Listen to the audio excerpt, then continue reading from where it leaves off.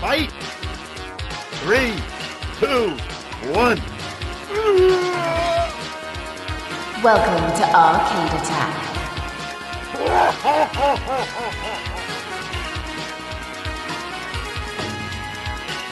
A retro gaming podcast for up to 4 players. Sonic Boom! Phoenix Buggy!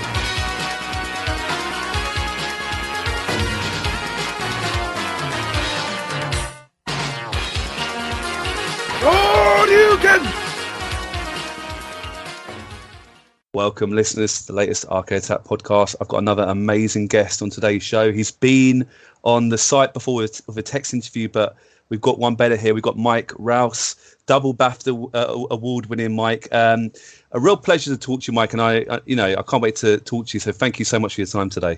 Yeah, it's great to be here. Obviously, we've spoken before on over chat, but to actually get to speak to you now is awesome. It's amazing, and our text interview was very popular, and some of the stuff you've been involved in the gaming industry, I'm really interested to hear directly from you. But let's start from the beginning then, because how did you get the opportunity to go into the video game industry, and do you remember the first ever game you worked on? Yeah, so it's a long and convoluted story, but I had a very singular focus at one point in my life when I was a young lad, which was to make games, and I think that was a big driver, and it helped me know what I wanted to do. I had gone down the sport route initially to be a trainer, and when I was really young, I was competing internationally in judo, but asthma got in the way of that and pretty much ruined my sport career. But my other love was video gaming and drawing art and things like that. So, yeah, I guess that singular focus meant that every decision I was making was a push to get closer to that. So I took after getting some pretty poor grades at school, primarily because I wasn't there for most of it. Was in hospital with asthma, but also because I was probably a bit of a lazy little git. I took a course in computing, and then they had the reason why I took that is because they had this opportunity to workplace you. And then I took a job in a newspaper as a secretary, and I worked weekends in their graphics department for free. And then after a couple of months, they're like, "Do you want to work in this?" And I was like, "Yep." And I worked in there for a couple of years, and then I realized I had the professional qualifications to go to uni. So I said my goodbyes and went off to uni to do 3D animation. Nice. And then Sony came along looking for people to help out, students to help out, and in the summertime, and I instantly volunteered and just threw everything I had at it. And after that summer stint, they said, "Look, do you want to come back?" I think it was the only person asked to come back. Wow. And they said, "Do you want to come back and work for us?" So there was a third year to the university course, but I was like, "Nope, bye. I'm off to go work for Sony now." So went off to work for Sony, and I initially started off on This Is Football, the first PS2 This Is Football. But while I was doing that, I was also doing the Getaway. So I was doing characters like face textures, things like that on This Is Football. And on the Getaway, I'd started off helping out just making the wheels for the cars. But there was only one other guy called Ben, and he wanted some help. So I said, "Yeah, I'm really up for this." And they gave me a load of stuff I had to learn, but I was just like, yeah, I'm just an impatient person. So I just pushed that to one side and said, like, I'm modeling a car straight away. Nice. And went off and modeled the BMW 3 Series, which I think was in the E3 demo we were pushing for. But that was my entry into the games industry. It was a lot of stubborn, hard work and a bit of good luck. We'll talk about the Getaway in a second, if that's all right, Mike. But have you ever thought about where your life might be if you said no to Sony and you said, "I need to finish this uni"? Have you ever thought where it could be? Because it's a big decision, isn't it? Yeah, it is. Not really, because that's the only place I saw myself going is working in games. So if it wasn't Sony, it would have been another studio. I would have finished my university course and gone for another studio. My part-time job was working in a video game store, so everything I was doing was really kind of pushing forward to being in games in some way. Oh, nice. I probably should have asked earlier, actually, what were your favourite games growing up then? Did you like fighting games? And That's such Arcade Plus, maybe? Yeah. But the big games for me were beat 'em ups.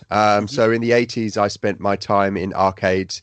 I kind of missed the whole Gen 2 console thing. I was there for Gen 1. We had a Magnavox Odyssey at home. But arcades came along. So as kids, there's no internet, or it was either board games at home or terrestrial TV at 5 o'clock to 6 o'clock for cartoons. So the rest of the time we were at arcades playing, and my favorites were beat 'em ups. And then my absolute favorite was Double Dragon at that time, because me and my friend had sunk so much money into it. It was a brand new arcade game, and then at the end of it, we had to beat each other up. I remember. It's a great twist, isn't it? Yeah. And it took us both by surprise. I think we were just standing there for a while, just wondering what we had to do. But I beat him. Arcade games and beat 'em ups in the early days were the thing that I loved. Where was Sony based, if you don't mind me asking? Because obviously Japanese company, but offices you didn't move country. You're still in England, is that right? Yeah, we were in the London office. So I was Team Soho. And they were in near Carnaby Street, and then we merged Team Soho and not Cambridge, Camden, together to make the London studio, and we literally moved, I think, 2 buildings down, and then there's a building there called near Liberties. If you know London, you've got Liberties, and then basically one set of buildings is CNN, and the rest are Sony buildings. I mean, what a company to get your first job at. I mean, let's talk about the Getaway for a minute, because if you owned a PS2, you owned the Getaway, it seemed. It was that popular. I mean, it's a great game, but what was the development like? You said when you first came, you worked on the tyres, but what was it when you first joined, and how much control did you have on this game? And was it inspired, for example, by the classic GTA games? Because there was a bit of a GTA feel to it. Would you agree? Yeah, so... I mean, it wasn't really inspired at all by GTA. Brendan, who was the game director, was good friends with the guys up at Rockstar North. We'd started our game just before them, I think, in terms of development. But it happens all the time in the games industry. There's a lot of talented people working together, bouncing ideas off of each other. And it just so happened that the Getaway and GTA, in what people know to be GTA, that's they started at the same time. Unfortunately, our technical ambitions were so great, we ended up shipping after them. And I can remember us having the discussion as a team, as like, you got to be first or best. And GTA came out, and we're like, this, if we had been out first, it may have been a slightly different story, but it is how it is. But yeah, we weren't, there was a friendly rivalry. Like, the teams didn't really know each other, but we had some, I can't remember what Easter eggs we had about GTA. We had some Easter eggs in GTA, and GTA had some Easter eggs in about us. And then I think True Crimes came out, and then they had some Easter eggs with the Getaway. So, there were a number of teams that were kind of pioneering this open world gameplay at the time, and we all came out at slightly different points. But I think it was just where the evolution of gameplay in the industry was going at the time. And what was Mike, how much freedom did you get to work on the Getaway? Were you given was it like an open textbook? It's a brand new IP, obviously. Were you given a lot of freedom, or was there a big story already you had to work with? Yeah, it's interesting. I'd say it was PS2 era. It was still what we'd call old school games development. Yeah. Throw it at the wall, see what sticks. The budgets were a lot bigger then, but Sony were very bullish at this time. The PlayStation 1 had done extremely well for a company that had never made games before, first time in the industry. So they were very, very bullish coming into it. I would say it was organized chaos, developing in the PS2 era. We knew what we were doing. There was a ton more freedom. It was a lot more user friendly than PS1. PS1 was quite a difficult console to develop for. Certainly as an artist, it was pretty amazing to be able to get this stuff up onto the kit. It was fast, it was quick. And there was a lot of freedom to create what we wanted. There's, as a Sony studio, we have some real targets we're trying to hit, and that is to show off the technology first. As a games developer, you want to make great games, but as a first party developer, if it's Xbox or if it's PlayStation or if it's Nintendo, you have to make a good game, and you have to make a game that shows other developers what's possible on the console. Yeah, no, and I mean, how do you reflect back on it now, that particular title? Because it, like I said, it was hugely successful. You should be very proud of it, but how do you look back at it now? Yeah, it's interesting because I've covered it a little bit and spoken about it a little bit. I didn't think people liked it that much. Really? As a dev team, I guess you're kind of blind to it. You spend like 4 years making these things. And I think at the end of it, a lot of us were proud but sick of it. Yeah. And there was some issues that we were aware of. I think it was pretty much the first cover shooter game. GTA didn't have this, so there was no cover shooting mechanics, and we were wrestling with, for the first time, this the 3 Cs, character, camera, controls, and we were doing something quite complex with it. So it was a frustrating and hard development cycle for the Getaway. There was a lot to do. First real world recreated city, first game that had streaming with no load times going from one end of the city and going into interiors. First game to have no UI. First game to have the C word in it. First game to have that level of motion capture and storytelling in it. So reflecting on it, it's like, wow, it was pretty groundbreaking.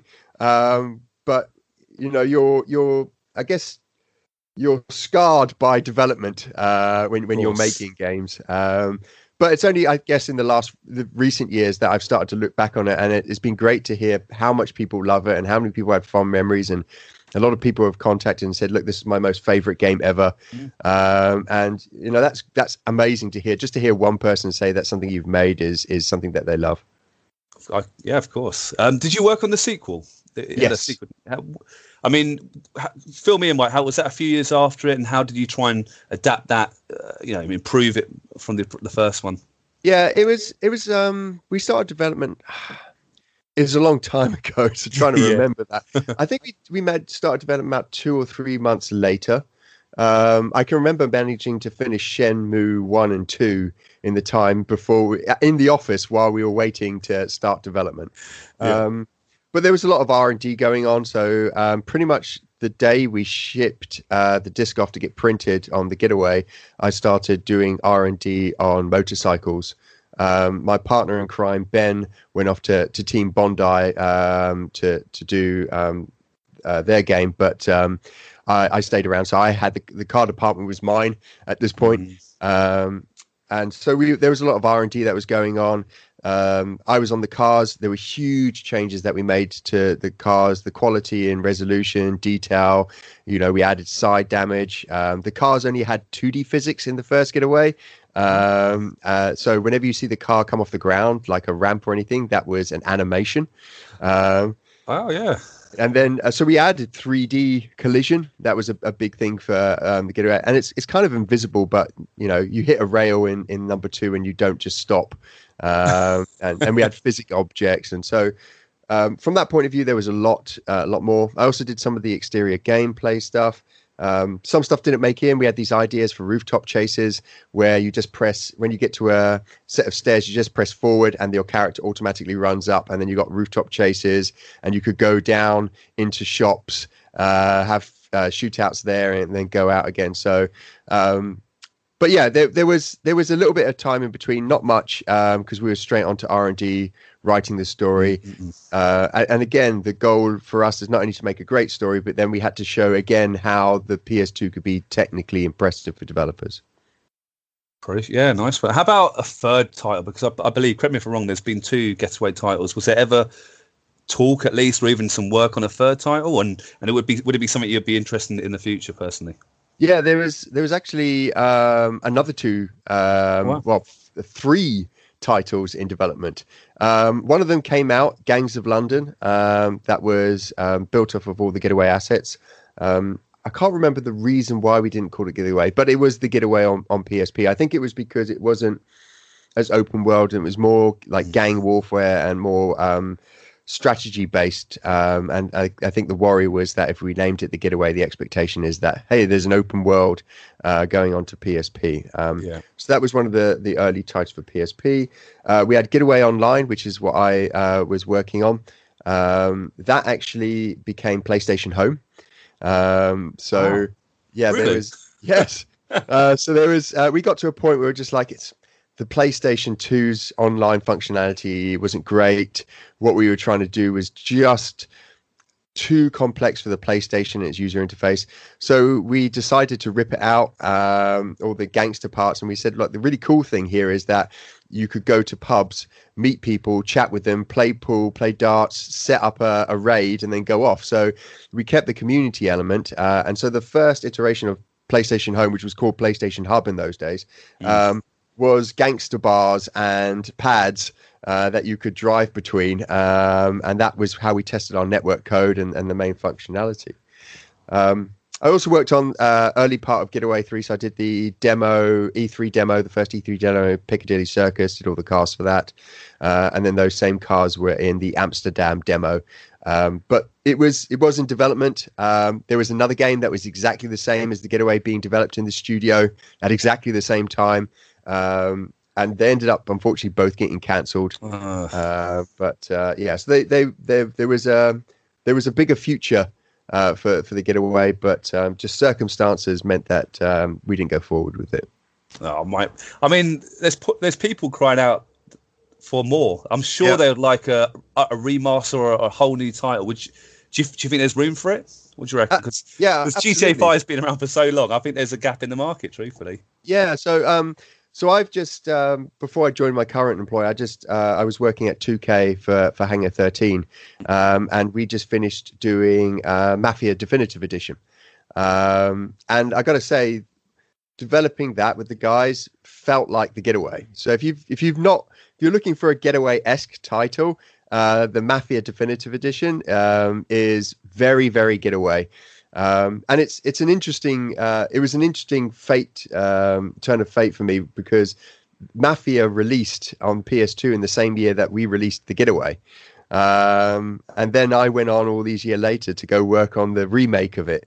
And we introduced the cover mechanic, because the original Mafia obviously didn't have cover mechanic. That was a get pioneered by the Getaway, so it had the cover mechanic introduced to it, or the open world stuff where the city is a backdrop but the storyline is the star. So yeah, if people are keen and they want their fix now, I definitely say that, for me at times I almost felt like I was playing and developing the Getaway again when I was messing around with Mafia Definitive Edition. So I think, for now there's the fix, but I'd love to see something in the future. Just after seeing all the fans of this come out and talk about it, I'd love to see something in the future for them at least. With Mark Hammond, I take it. What do you think of him as a character? Yeah, I'd love to see him as I mean, we spoke about this before when we did the interview. He's not a nice guy. He sleeps in his suit and has a gun by his bedside. So not the best dad in the world. But that anti-hero, I think, works really well. And I think fans would love that if we came back to it, and it's him as an old gangster boss, maybe. On the twilight days of London gangsters. With everything, with new blood gangsters coming into London, that could be quite interesting. Essentially him becoming Charlie, The thing that Yes, he yes. despised, but and him becoming that would be awesome. And obviously, I read this. You can correct me if I'm wrong, but the Getaway was inspired by like Snatch and Lock Stock. Would you agree with that? That's what absolutely. happened. Yeah, absolutely. That's Brendan, the director, was very much inspired by that. His skill set was writing stories, directing, and you can see it just in the vocabulary, how things are put into the story, how that's structured, and it's a lot of people have likened or have said that games like Uncharted exist because of the Getaway, because it was just so story driven. It was probably one of the first big stories where it was all about the characters and the scenery, and the world you were in was really just the backdrop to the narrative that was unfolding. Oh, good stuff. So after you worked on the Getaway, was your next big project SingStar, or is there a few things in between? So my next big project was PlayStation Home. Of course, yeah. So we started developing that out, and there was some interesting things, because I changed from an artist to move into production. I became a producer at that point, and so I was now involved in a lot of the creative, pushing a vision. And this original vision we had as a small group of 10 people was to create a social platform for gamers, where they could come and share their passion for games. They could dress up as their favorite characters. They could launch in their games together, kind of giving like a 3D front to the PlayStation Network. And it's interesting. It was one of the first live services like that for console. I think it was probably the first. And there was a lot of pioneering things that we had in there. So it was one of those firsts to have advertising in the background. Sony were confused by it. Definitely Sony marketing were confused by it, because when we pitched it, we said it was completely free. And it will be on every console, and they were like, we don't get this. So it definitely took a lot of sales pitch. Phil Harrison was a great champion of new, and it's something he pushed for. And Ken Kutaragi, it really got traction because Ken Kutaragi wanted to recreate the Matrix on the PlayStation. He really felt like the PlayStation 3 was the opportunity for people to have a virtual life. And so he saw the PlayStation Home as that. But for it changed, and it became more of a second user platform, less of a hardcore gamer platform that we originally visioned it for. But there were some great things that came out of it. So the PlayStation Trophy system was something that I came up with the direction for, and that came out of PlayStation Home. We were sitting there coming up with a way to give out rewards and trophies for doing things in home. And then Xbox came out with their achievements. We're like, why don't we just make this the PlayStation system? Yeah. And so I worked with, I worked with Phil Harrison, and we had a first design that came out from one of our designers, which was just a copy of the achievement system. And I didn't like that. It was good, but I didn't like that direction. I wanted more depth. So I sat down and scribbled it and said, well, as a gamer, what do I want from this? I want to see layers. I want to see layers of achievement. I don't want just an achievement to pop up. I want to go, I got a gold one. I got a platinum one. I've worked for this and it means something to me. And for you to look at another player and go, well, they've got a lot of trophies, but they're all bronze. So they're probably kind of more casual gamers. Yeah. But that came from there. Then improvements to the voice chat came from PlayStation Home. We actually took the whole of PSN down on our launch day because everyone was chatting so much. And Sony hadn't realized how popular chat would be. So they made a lot of changes to their chat systems to improve that. I don't know if many people know this or remember, but the friends list, the amount of friends you could have was very limited. It was something like, I can't remember exactly. It was like 20 or 50. Right. And what PlayStation Home did is people were meeting each other, chatting with each other, and then making friends with each other. And so very quickly that 50 mark broke.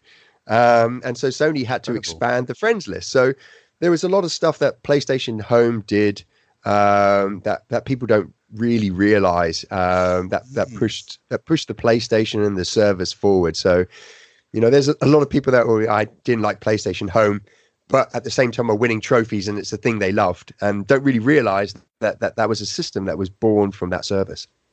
And obviously today's consoles have taken so much of that and obviously evolved it a bit, but you must feel very proud that you were one of the people that helped lay the groundwork. It's incredible. In fact, Mike, I appreciate you telling us that. How incredible. Yeah, it is pretty mind blowing to see that, and you know, it's again a bit of luck there to have the opportunity to be able to do those sort of things. Did it feel weird not working on games though, or was it just an opportunity you just couldn't resist, or how did it? Yeah. Well, I mean, PlayStation Home really evolved from a game, so it was hard not to think of it as a game, because at the same time we were building out tools that allowed other developers to make games, because PlayStation Home actually had its own networking language, not networking language, but its own suite of tools that allowed you to make games. So we had arcade games in there where you could play little arcade games, like retro games that you could play. So we were making all of those, and some of the environments became full games in themselves. There was first-person shooters, there was racers inside PlayStation Home that were just native to PlayStation Home. So you know, by the end of its life cycle, it was extremely popular. Not with hardcore, but I'd say with more casual gamers. And there were some very complex things happening on a PlayStation at the time, and it had die-hard fans. There was one group of die-hard fans, which was a group of men in their 40s who liked to dress up in French maid outfits and do synchronized dancing in PlayStation Home Square. So, you know, things like that, it spawned some unbelievable communities. Wow. And even today, there's a project where people are trying to bring back PlayStation Home. I think they've got it up and running on servers again. And there's a real die-hard fan base there for that service. Oh, that's incredible. That's so incredible.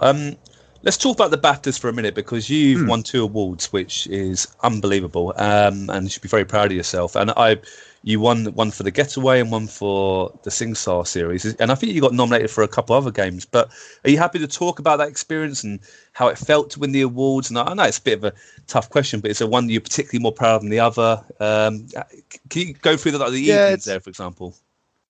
Yeah, it's weird because they're such big teams that you work on, and the awards, the BAFTA awards, when they're gifted when you win them, you can choose 3 names to put on there. Now, right. for SingStar and the other games that we won, Sony won BAFTAs for. Sony always chose the dev team as the name that went on the BAFTA. Right. And there were some studios where certain individuals would only have their names on it, which I imagine was a bit of a sucker punch for the entire team that worked on it. But yeah, it was fantastic. Sony had this thing where they kept the BAFTA, obviously, and they'd have photographs with the team. So you had a photograph next to the BAFTA. So I've got that. A couple of my friends, obviously, iToy won a number of BAFTAs, and we had I have some friends that were working on that, so they have their pictures with that. And in the end, you know, I did manage to get something from Sony before I left. So they were going to throw out the nomination plaque for the Getaway. And I said, I'll have it. So I've got the BAFTA nomination plaque behind me. And I think Phil Harrison ended up taking the actual big BAFTA awards with him as well. So I guess prerogative of rank there. I was a producer, and he was head of Worldwide Studios. So he walked away with a better deal there. That's pretty cool. Was there lots of free alcohol? Was it a good evening and stuff? Was it a proper good events? Yeah, so we don't really celebrate it, to be honest. In any of the companies that I've worked with, you don't really celebrate the awards, because they come sometimes a year after you've shipped the game. Yeah. So usually our party is we have a launch party once the game goes out, and that's the big team party. And then the awards are brilliant, but I'm now working on a completely different game that has got another 3 years ahead of it. So It's awesome to see you win it, and there's usually some kind of like, well done, we've won this. This is excellent. You know, some studios will have a bottle of champagne, but you know, it's an industry that doesn't slow down, and it's an industry that's expensive. So, you know, to make sure that we can get paid and carry on working, we have to move on to the next game quickly, to you know, to keep that process of making games and paying for a living going. Brilliant. A quick question, actually, because obviously Sony, Japanese company. I've spoken to a lot of people that worked at Sega, and there was a not rivalry, but sometimes the Sega Japan and Sega USA sometimes clashed, or there's culture issues. I'm not going to say names and so forth, but what was your relationship with Sony of Japan? Did you ever get to Japan, and did they come and see your work and your games and so forth? And what was it like? Yeah, I got to meet quite a few of the guys from Sony Japan. It's a very hierarchical company. As a Japanese company, that's culturally how it is, and so you're really just dealing with your peers. You know, it's quite an interesting. It was quite an interesting first career job to have, because I guess it's made me more.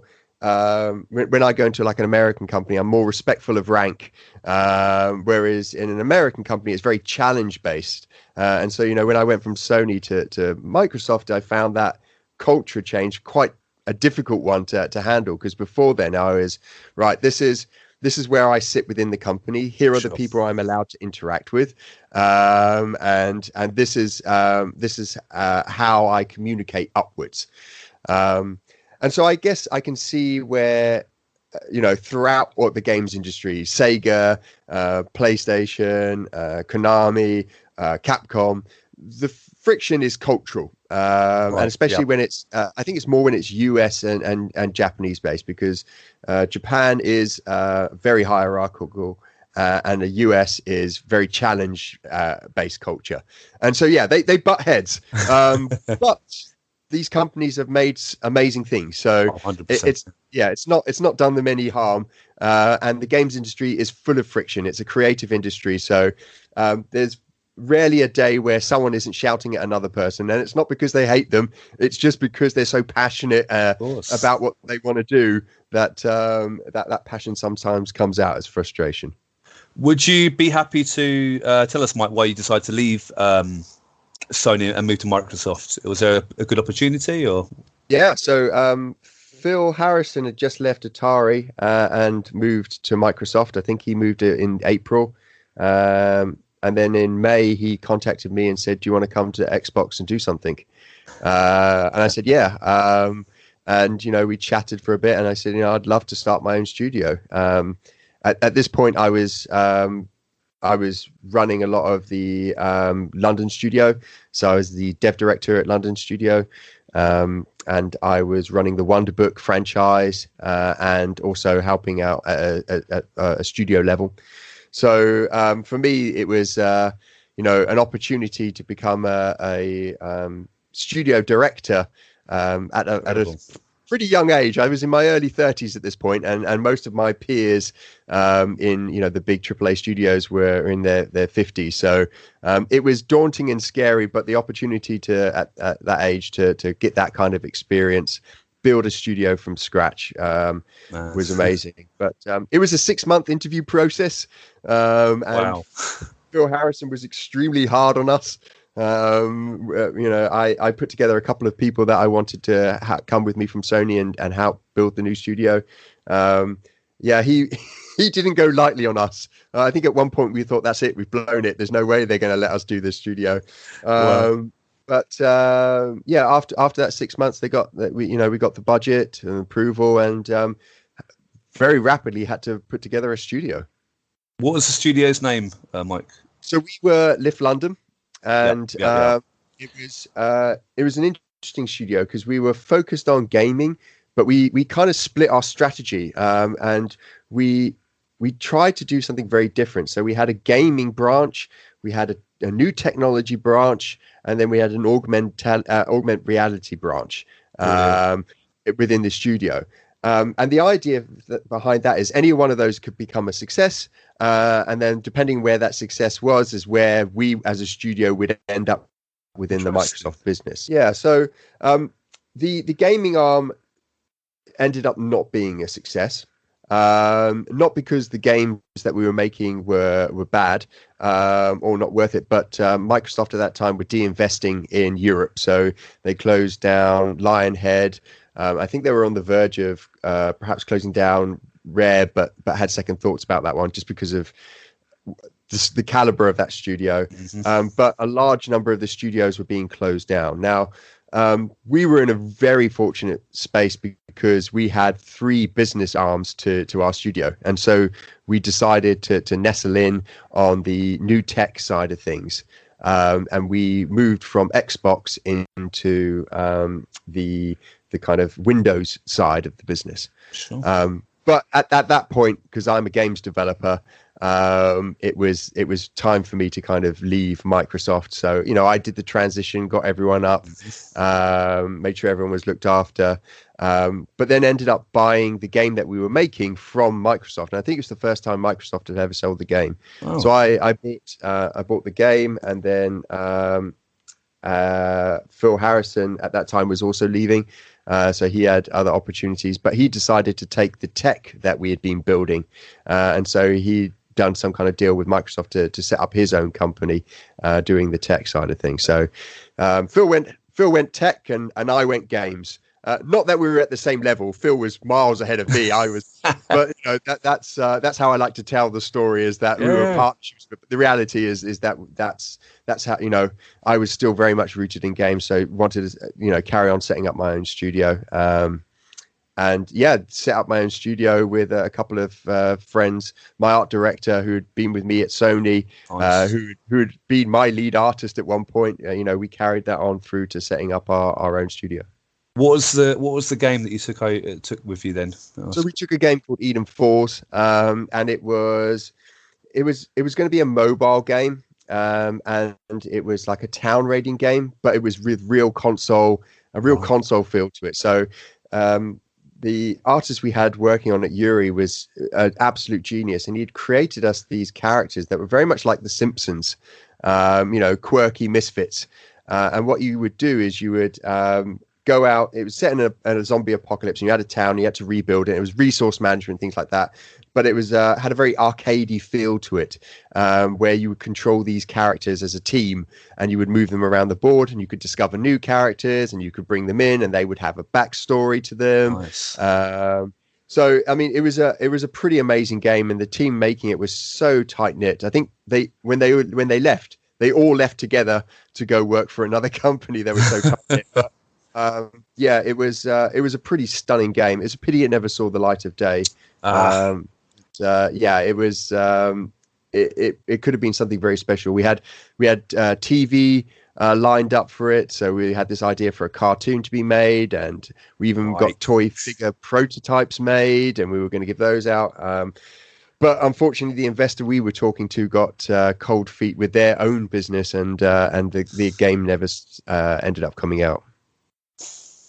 Surely there's a chance for it to come out now, right? Do you still own the IP? Do you still own the property itself? No, unfortunately, contractually, if we didn't release it went back to Microsoft. I mean, it's probably lapsed now, so we could probably do something with it. But I think times have moved on. Right. So right. The game would be different, but the characters and the universe were pretty stunning. Do you have the toys still? That's what everyone's thinking. Yes, I do. So we 3D printed them, and then I painted them, and then I made these plastic boxes for them, just like Amiibo sort of things. And we were using that when we were, selling the idea to Microsoft, and then later when I took over the IP. But yeah, they're on my shelf. There's 4 characters on there. There's a girl. Forgotten what her name was, but she's stuck in this zombie apocalypse, but she's a LARPer, and she doesn't want to be anything else but a LARPer. We got another girl who is like ex-police officer, and basically is frustrated. She's stuck with these misfits. We got a boy who didn't even realize his mum had turned into a zombie, and basically because he was such a slacker. And then we have like a small little Doc character, and he's the guy who was trying to find the cure for everything. But the figures are on my back shelf. How cool is that?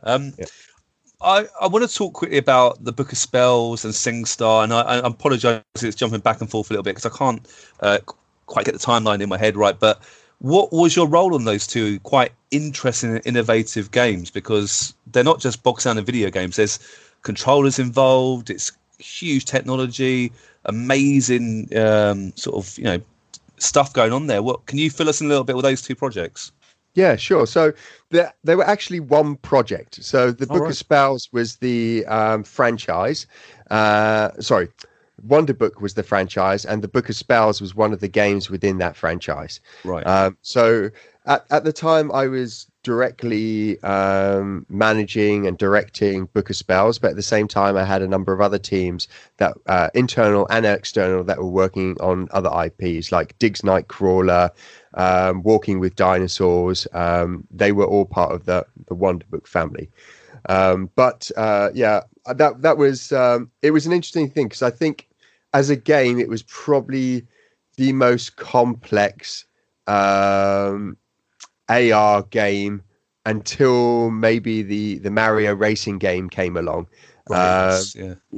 Everything else up until then was basically we put our characters and then we have the background projected and we just map the floor.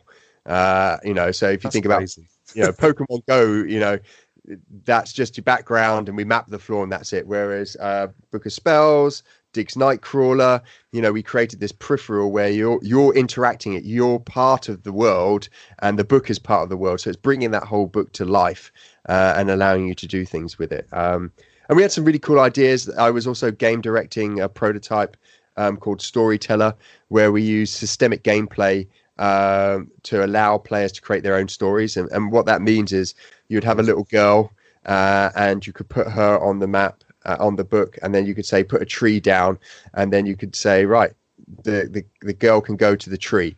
That's fine. But then you put an axe down and then some options come up around her head as do you want to chop the tree down? Do you want to throw the axe? Do you want to leave the axe? Oh. And what this was is creating tools that players could create their own stories. Much in like Little Big Planet way, where you're given a suite of tools to create whatever you want. So, but that unfortunately didn't see the light of day. It was extremely complex, and we were about to go into the era of PlayStation 4. Book of Spells was linked to Harry Potter. That's right, isn't it? It's part of that universe. Did you ever get a chance to meet J.K. Rowling or work closely with her team, for example? Or yeah, so I worked very closely with their team every week. And she did come into the studio. I got to meet her for all of 10 seconds because the game director and I think Phil at that time and a couple of the really big guys went in there. But I do remember I had to redecorate one of my meeting rooms for her coming in. Can I ask why? Well, she didn't ask for it, but we were like, oh. Games developer meeting rooms are a little bit dry. They're full of whiteboards and chairs where we're kind of doing ideation. So we turned one of the rooms into like a really nice, comfy lounge. It wasn't the first time we'd done that. For the getaway, we actually turned one of our meeting rooms into a full-scale pub. Oh, nice. Yeah, it's bizarre going into a meeting room that looks exactly like a pub because once you've had a couple of beers in there and you come out, and there's the office. Oh, hang on a minute. This is odd. But yeah, we redid a room so that it was kind of a fantastical living lounge, and she would come into there and she had a look at the game, and she loved it. And it was more, it was less Warner Brothers, so it wasn't associated with the film. It was more associated with her writings and Pottermore. And are you a fan of Harry Potter as well yourself personally? I like it. My wife is a super fan, and my daughter is a super fan, and my niece and nephew are super fans. So they are super stoked when I was making this. I was like, oh, this is kind of cool. But yeah, they were. Have you met her? What's it like? What are you working on now? And obviously, I couldn't tell them much until the game came out. But I think my nephew actually had the game at his birthday party because he was a massive fan. Yeah, that's so cool. I mean, you've worked on some pretty crazy, innovative things. Not just like game. I don't talk down to games, but you've worked on the technology. Is there a particular thing you're really most proud of? Like, you spoke on the PlayStation Network. Is there one you're really proud of working? Quite innovative stuff. Yeah. There's. I really like being on the bleeding edge of gaming. There's it's exciting and it's new. I think I'm really proud of the trophy system. Whilst it wasn't new, the fact that something that's on everything from PlayStation 3 onwards, it is amazing. And I know the guy who's got the biggest PlayStation collection, PlayStation trophy collection. He messaged me over Instagram. We were chatting, and he was like, "This is amazing. This pays for my life. My YouTube channel is all about this, and you've created something that is now my career." So that's been amazing, amazing to hear. But I think each one of these experiences I've been really lucky to be part of. And I use the word I a lot, and we do that in games development. But there are huge numbers of people that contribute. I didn't code the trophy system and put it on there. That was another group of guys that did that in Japan. I don't maintain the servers for that. There's another group of people that did. So there's a lot of things that I'm proud of, but I think cognizant as well that we in the games industry, no one, even individual single dev team people, do the game by themselves. There's always someone else there helping you, help bring that vision to life. Good stuff. I want to talk about Antstream now, if that's okay. Antstream Arcades. I'll put my hands up, Mike. I haven't tried it myself. I've heard very good things. I've heard it from many different sources. I'm very tempted to give this a go. So this might be a bit of a sales pitch to me and my listeners. But you're the new head of production, is that right there? And can I ask what exactly? There's probably people listening right now who maybe have heard Antstream, a little like me, that don't know too much about it. Are you happy to explain it and how your opportunity came about? Yeah. So how to explain it? Think of it as Stadia for retro gaming and completely free. That sounds too good to be true. Yeah, play it on nearly any device. Very soon it will be anywhere, and you can play it completely free. And you can play Double Dragon, Mortal Kombat, Earthworm Jim. There's over 1,000 games now, and we've got thousands more that we've licensed. And it's exactly what it is. You can play retro games for free. There's an awesome challenge mechanic to it. So we actually take the games and we take little sections of the games and we turn those into challenges. So you can take on the challenge of, I don't know, kill as many baddies as possible in this shoot 'em up.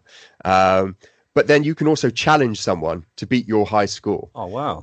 And then we've taken that challenge mechanic and we've turned that into tournaments and global leaderboards. So you can compete at a world level on Pac-Man tournament and see where you rank against the world's best on Pac-Man. Cool is that? Yeah, so it's it's an extremely exciting area to be in. It ticks two of my boxes: retro gaming, which is my absolute passion and love.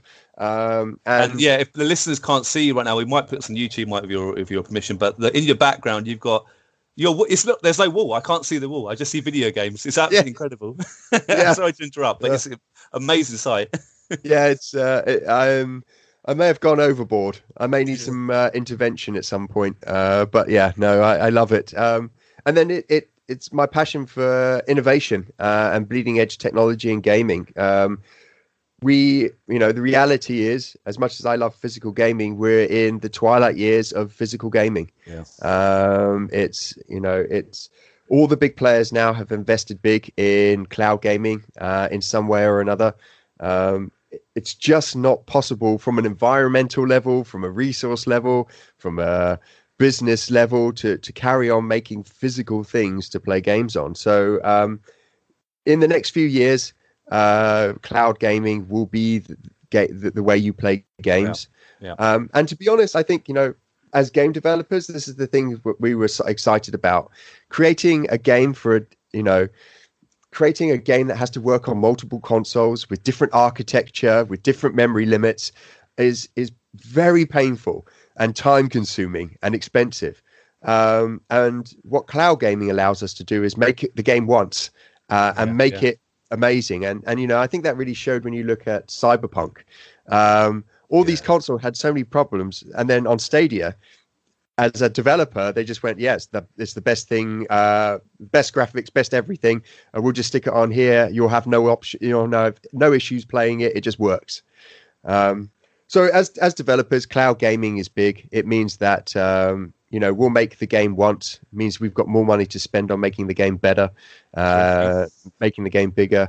As a consumer, you're going to move into an era where that since Mega Drive days, 60 frames a second. Why isn't every game 60 frames a second? Right? We're getting cloud gaming unlocks that. And so for me, Antstream is that opportunity. We're one of the very few companies that are doing this. We're the only company that's doing with retro gaming in the way that we're doing it, which is exciting. And I get the opportunity in my role to do some of the things I did with PlayStation and Xbox, bring some cool mechanics or cool services that people are going to really enjoy and want to engage with on the platform.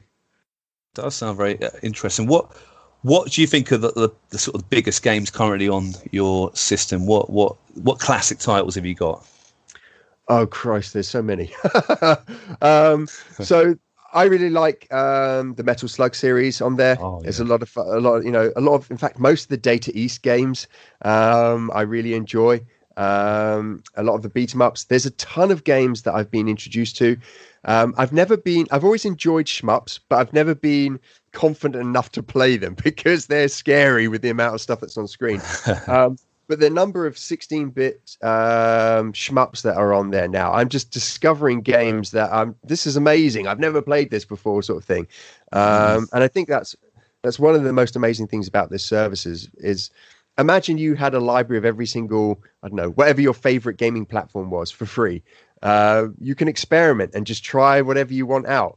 And that's what I'm finding with Antstream is that there's no one game where I'm like, this is amazing, because I'm discovering games that are stunning that I've never even heard of before.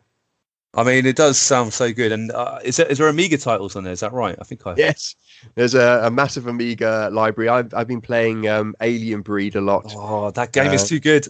Yeah, and I think we've got every version of it as well on the Amiga. Can you play 2-player Alien Breed and different? You don't have to be in the same room and stuff. Is that right? Or so that functionality will come in the future. Right. So at the moment it's couch co-op, and then in the future, and I'm not talking the distant future, but in the future we're working at bringing you simultaneous remote multiplayer gameplay. Man, me and you might one day Alien Breed. Wait. Yeah. Is there a game you'd love to see on Antstream? Is there like a IP you think, it'd be so good to get that on there? I know you got a good library, but is there one you think, this could be? I don't know. It's so hard. There's knowing some of the deals we're about to sign. They've got some of my favorite games on there. I think there's games that no one will be able to get that I would love to have seen on Antstream. The Nintendo games. Yeah. Nintendo will only release their games on their platform. Saying that, we've got a lot of SNES games. So I'd never played Super Star Wars on the SNES, and we've got Super Star Wars, we've got Empire Strikes Back, we got Return of the Jedi on the SNES, all on Antstream. So I'm getting to play SNES games that I'd never played before on Antstream, which is awesome. But yeah, I think maybe in the future there's maybe Nintendo buys us. Imagine. and then it'll be there. I hope one day you get Zool on there, my friend, because obviously Antstream, it makes sense, right? yeah, Zool is on there. Oh, is it? There you go. I'm a big fan, so there you go. Yeah.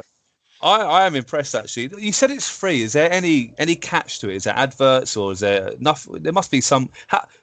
Put you on the spot here, but how does your company generate money then if it's free, for example?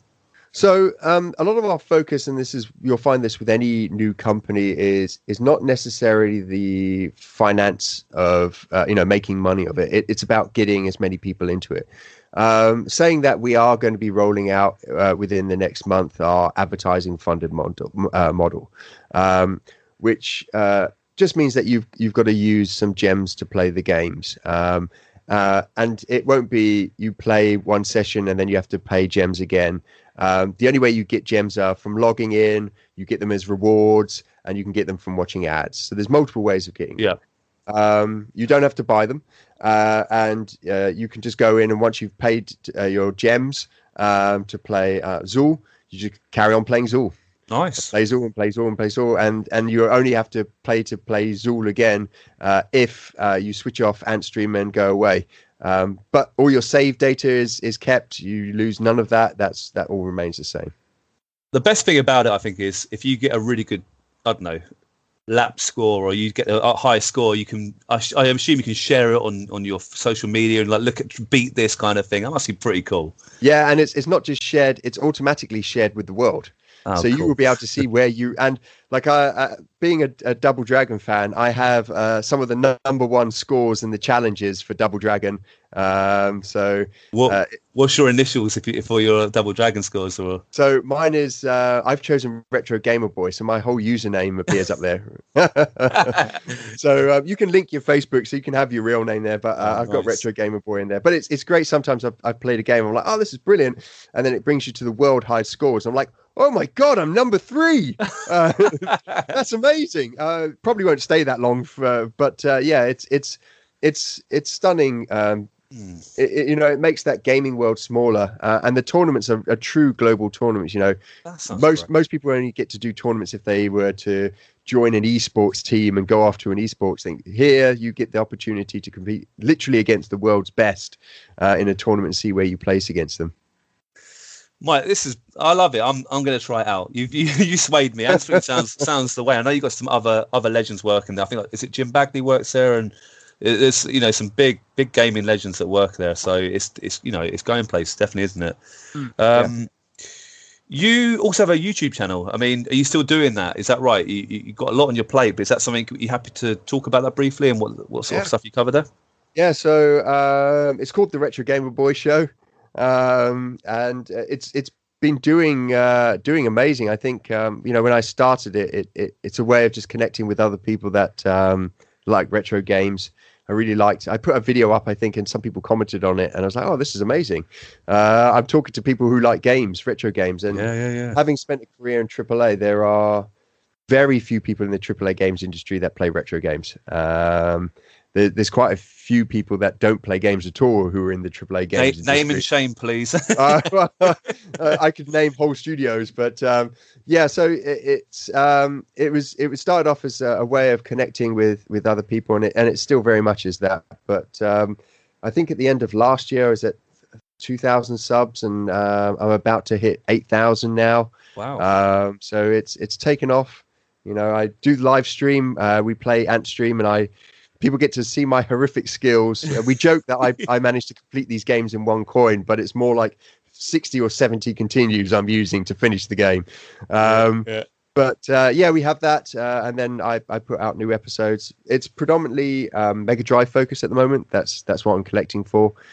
So I kind of do a mix of history about certain games, certain titles, and then I also document my ridiculous efforts to collect every single Mega Drive game, which my wife is. How many do you own then? Do you mind me asking? Mega Drive games. I am at 350 at the moment. I've just picked up the most expensive game, which was Pirates of Darkwater. Heard of it? That's extremely rare. Yeah, so that came through the post today, and I've been searching for months for it. And about a month ago, a friend of mine who's just retired from the games industry, which is weird to say because the games industry is so young. There's maybe like 5 people that have retired from it. But he used to work at EA, and he gave me a load of stuff. And one of the things in there was a game called Lakers versus Celtics. Yes, I've heard of this as well. Yeah, so I think that is often regarded as one of the rarest, if not the rarest game. Correct I me think if I'm wrong. it's second rarest game for the entire world catalog. So you've got Tetris, which is the rarest, Oh, yeah. and then this one. So 119 copies only made. So yeah, Insane. yeah. Don't lose that. Yeah.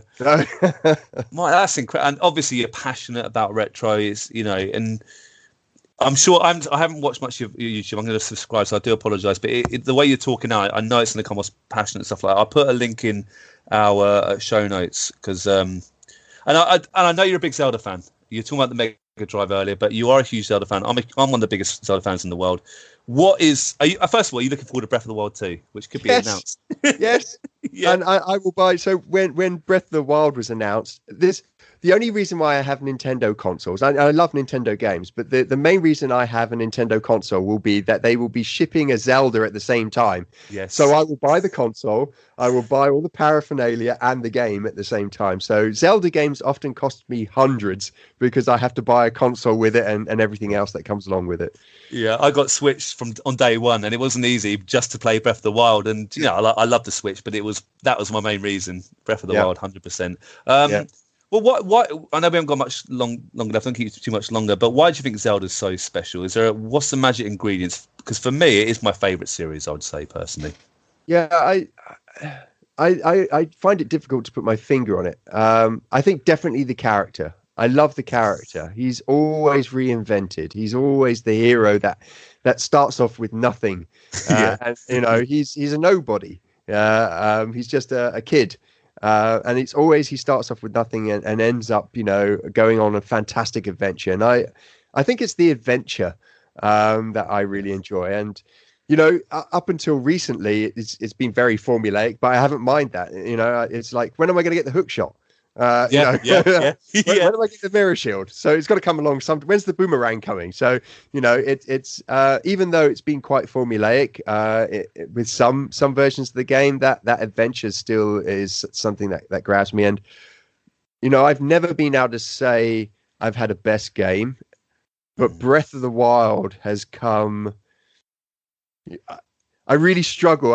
I think it might be my best game I've ever played. Mm-hmm. I've sunk hundreds of hours into it. Oh, yeah. We should compare notes. I'm not embarrassed, but it's ridiculous how much time I've spent on the side quests and stuff. It's just, I could play it all day. It's too good, isn't it? Look, Mike, I've got a couple of sort of wacky questions to finish up, and I know I've asked one before in the text into about having a drink, but you can change the answer if you want for that one. But I really do. Thank you so much for coming on today. I know our listeners are going to love it. So the first wacky question is: if you could be transported into any of your video games you've worked on and live there for a day, which game would you choose and why? I probably choose PlayStation Home. Yeah, because that place was insane. I think you got the French maids and stuff. Yeah, I'd maybe join that club and do get some synchronized dancing in. I think I'd go there because just the diversity of gaming. You watch some videos of PlayStation Home and people running around, and you can just see how diverse gaming is. The thing that everyone loves who would be listening to this. You can see people from all walks of life.